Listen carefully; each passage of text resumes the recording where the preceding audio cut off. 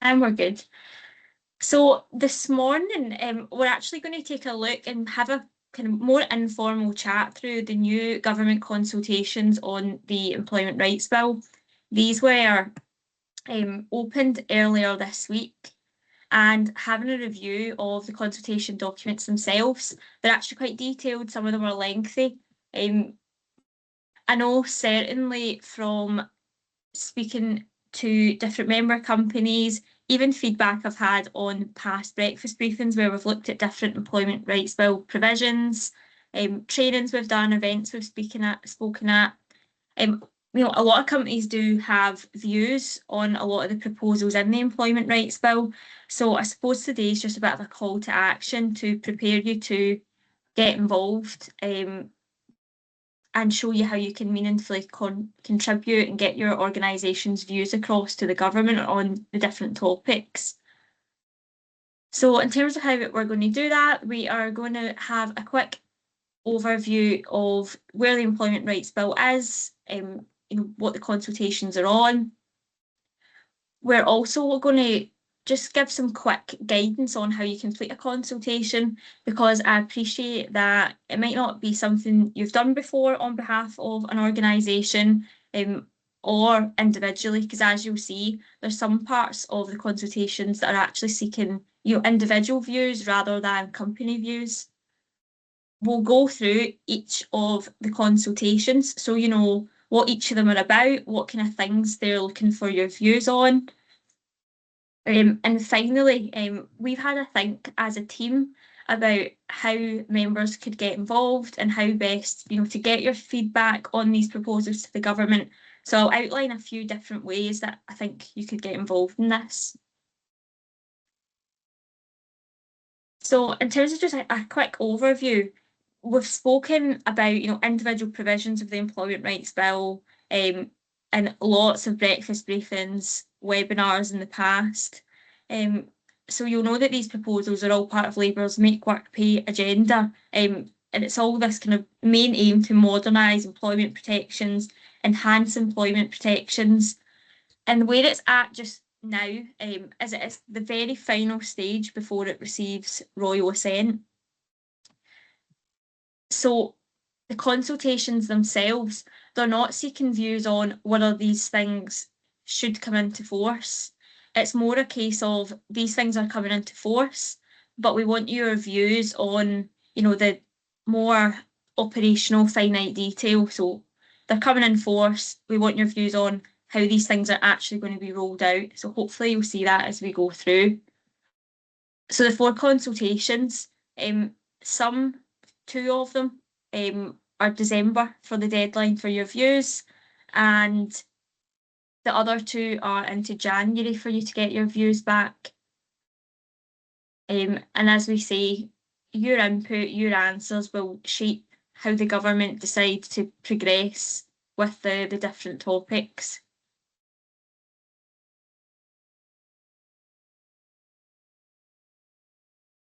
I will say as well, just when I was speaking there about the bill being at kind of royal assent stage, a couple of breakfast briefings ago, we did a session on the implementation plan. So having a look at when things are actually scheduled to come in. If you missed that one, it might actually be handy for you to catch up on it. So that's on the Scottish Engineering YouTube page. So I think that's just like a wee quick 20-minute video if you want to actually look at when things are scheduled to come in. So in terms of instructions generally on how to complete a consultation, first of all, just be conscious of the deadlines. So on the consultation document itself, the deadline is on the very first page. And I've taken some snippets so you can see what that looks like in the next slides. There's different ways you can respond to the consultation. I've picked the 2 there that I think are probably most likely to be used by members. So first of all, you can do it online by an online form, but I appreciate some of them are quite long, so you might want to start answering it, come back to it later when you've got time. So you've also got the option to fill out the consultation document and email it to a specific email address for that consultation. So This is all found on the government page, both the link to respond in the online form and the kind of email addresses to send the document to if you don't want to do that form. And the next slides link the government page for each of the consultations. So it means when you get these slides sent to you, you should be able to use them to navigate to the relevant pages. The consultation documents themselves, they'll all start with some general questions about, who is responding, the company size. They just want to have an idea about, where those views come from. Is it a small company, a large company, an individual? And each document will also have some specific instructions at the outset to help you complete it.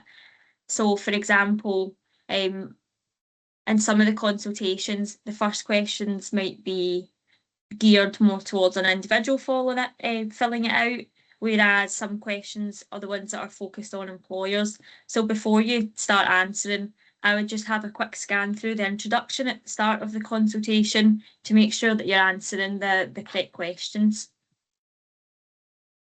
So that's just a quick gallop through of kind of some general instructions. We'll now take a look at the specific consultations themselves. So the first consultation is on trade union access to workplaces. So they're looking for some views on the kind of operational detail of how that will work. The Employment Rights Bill, we know that it's going to introduce a statutory right for unions to access the workplace, which they don't currently have. There's also some provisions in there that involve the Central Arbitration Committee. So the way it's kind of set out is that a trade union will have to make a request, an employer will have some sort of period to respond to that request. They'll enter a negotiation period. If in that negotiation period you can't come to what's known as an access agreement of how it's going to happen, that's when the CAC would get involved in disputes. And there's also provisions in there that they'll have powers to impose fines of up to £75,000 for non-compliance with this new statutory right. So as I say, that's just a quick gallop through. And what's quite good though about the consultation documents is before you get to the questions, they do actually set out in quite a lot of detail what the proposals are before you then start, answering questions on the specifics of them. And to the right there is just what the first page of the consultation document looks like. So you'll see there at the bottom, it's got the closing date. So for this one, it's nice and specific, 11:59 p.m. On the 18th of December. And the type of thing they're looking for on this one, again, it's just on the how it will work in practice question. So things like the form and manner of the requests, should they be in writing? Should there be like a standard government form that people need to use? What information should be contained in both the access request from a trade union and the formal response given to them by their employer? I think another one that would be good to get employer and operational views on is the length of the employer response period. So right now they're proposing 5 working days, and also the negotiation period, they're proposing 15 working days. So these are both things you can give your view on in the consultation. Do you think that's not long enough, too long? And another one is exemptions from this right, which I think is particularly relevant to smaller companies, because right now they're proposing, if you have under 21 employees working in the organisation, that you should be exempt from this right. And the other kind of key thing is expiry date. So once you've got an access agreement in place with a union that they can come in and access, the kind of think the view is 2 years that should expire. It shouldn't be indefinite. So you can give your views on what expiry periods should be.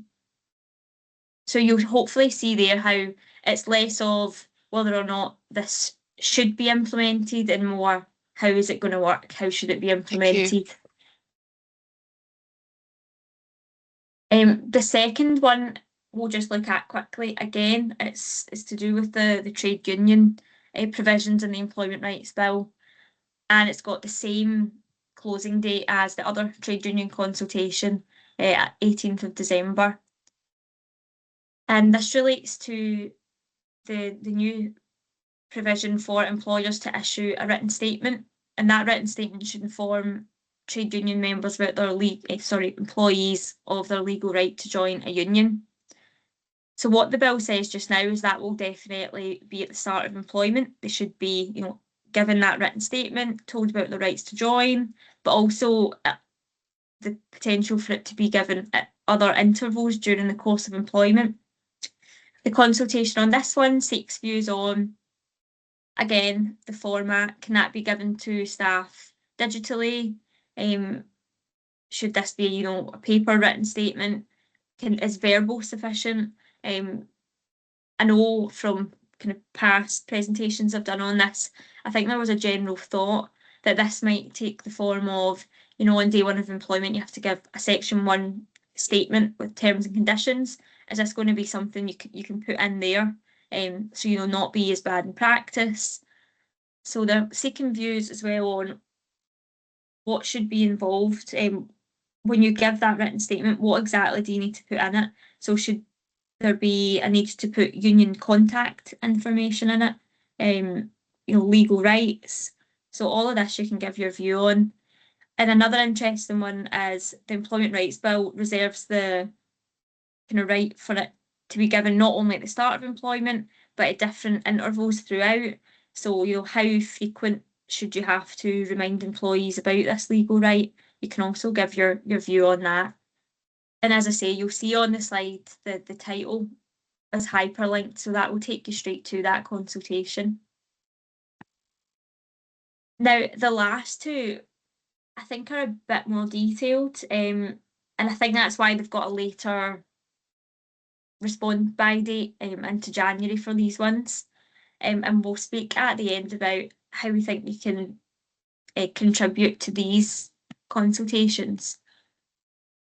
The first one we'll speak about is enhanced protection for pregnant workers. And you'll maybe remember, if you've been on any of my other webinars about the Employment Rights Bill, the bill itself in the agenda, they've got a lot of headings, so things like enhanced protection for pregnant workers. We've been lighter throughout on detail of what will that enhanced protection actually be. So the consultation is seeking views on that. How should this work in practice? So what the proposal is to strengthen dismissal protections both during and after pregnancy. So what they propose is that they would make it unlawful automatically to dismiss pregnant people, pregnant employees who are on maternity leave, but they also kind of have this focus on new mothers. So that would also be employees who have returned to the workplace after maternity leave for a period of 6 months. Now, this consultation document is all about the legal test that will be applied there, because they're proposing that there will be exceptions to this where you can dismiss someone who is on mat leave or has just returned from mat leave. But what the consultation is asking is what should that look like? So just to pick a couple of examples, in fact, I've got one here. This is one of the questions in this consultation. So you'll see here, when do you think it should be possible to dismiss a pregnant woman on the grounds of conduct? So, you should be able to dismiss them fairly for any kind of misconduct. They should be dismissed only if they've committed gross misconduct, like theft, violence. They should be dismissed if continued employment poses a health and safety risk. They should be dismissed if their continued employment has a serious negative impact on the well-being of others. So they are really seeking views on what the legal tests should be in the event, a protected person was to raise some sort of unfair dismissal claim to the employment tribunal. Now, certainly, I think that is quite technical. So one of the things that Scottish Engineering are proposing is that our legal team puts in a joint response to these consultations, and we are happy for members to feed into our consultation response, as well as you being completely free to do your own on behalf of your organisation. But I think hopefully you'll see there that this one is quite technical because it's asking about legal tests that will be applied at the tribunal. And certainly when we've discussed it as a team, we have views on how some of these legal tests would actually work in an employment tribunal environment.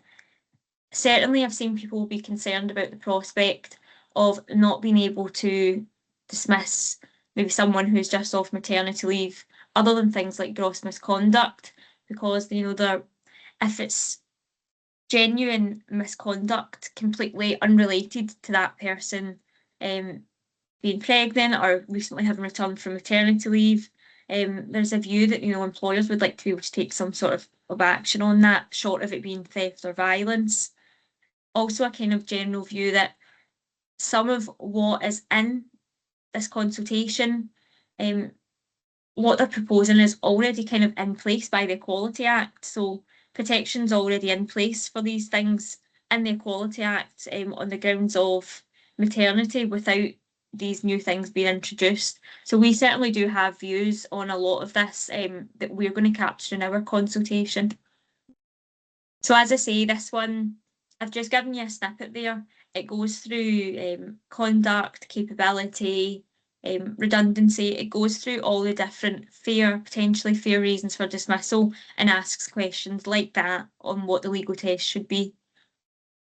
Now, this one is a bit different because questions 1 to 6, they're actually seeking views from individuals with lived experience. So that would be people who have went on periods of maternity leave, who've maybe experienced something at work when they've only been back for a short period of time.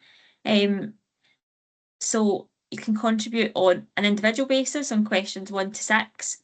If you're responding to this from the organisation, you're looking just at question 7 onwards. You can ignore questions 1 to 6. And as I say, I think on this one, certainly one that we would love for you to link in with us and give us your view, and we can have a chat through so that you can contribute to our joint response.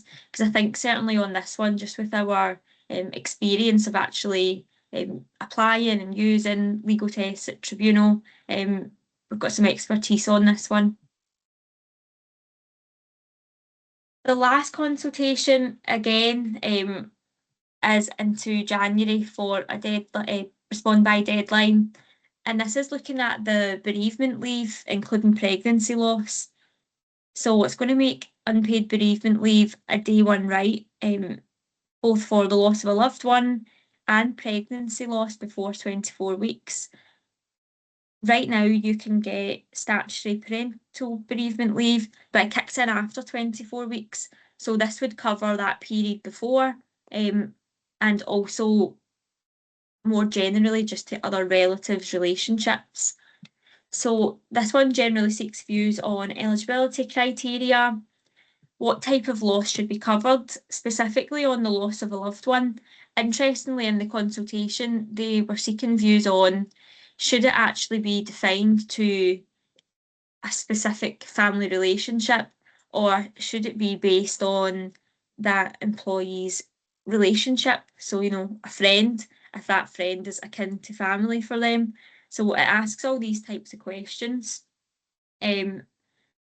Notice, evidence requirements, so the length of notice that you should be given, what kind of evidence should employers be able to ask for, how long should the leave be, the timing of the leave. So all of these things I think would be great for the government to get feedback from employers. So I've hinted at this before, but just thinking about how members can get involved. So I would suggest that someone in the organisation reviews all 4 government consultations.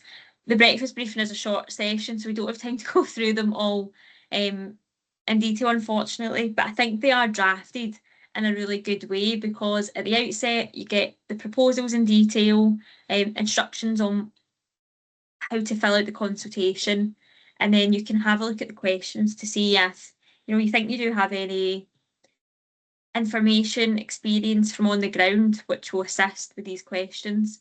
So I would have a review. You have the option to submit a company response from your company, from the employer. You can also consider making individual responses. So if you're reviewing, also want to do an individual response, particularly thinking about the maternity, the enhanced protection for pregnant workers consultation.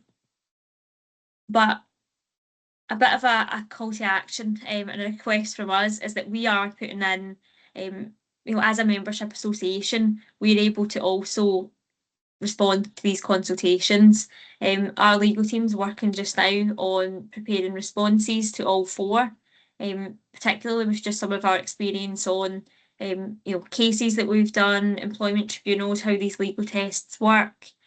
It would be great if you could get in touch with us, if you'd be willing to have a chat with us and help us so that we can make sure our responses have a good input from our membership. So what we're asking, if you want to feed into us for our kind of joint sectoral response, feedback probably by the 21st of November at the very latest, because that'll give us time to put together all the views that we've heard from different members that we've spoken to and put it into a formal written response that we can send to the government in response to the consultations. And you'll get a copy of these slides. I've put down all our email addresses. Really, you can email any of us because, as I say, we've all taken ownership of one of these consultations. And we're doing this as a team. So you can contact any of us with any burning thoughts, or even just to set up a call to have a good chat through something that you might have a view on, and we can factor that into our response. So a bit of a favour to ask this morning. And that was just a really quick introduction, hopefully to get everyone started on reviewing these consultations, getting your views down and getting them into the government, because certainly trade unions can respond to these consultations, employees can respond. So I think it's just really important that we get the view of the employer factored into these as well, get that to the government. Does anyone have any questions at all? I appreciate that was a whistle-stop tour. And I'll hang back because, as I say, we really want people's views on all of this.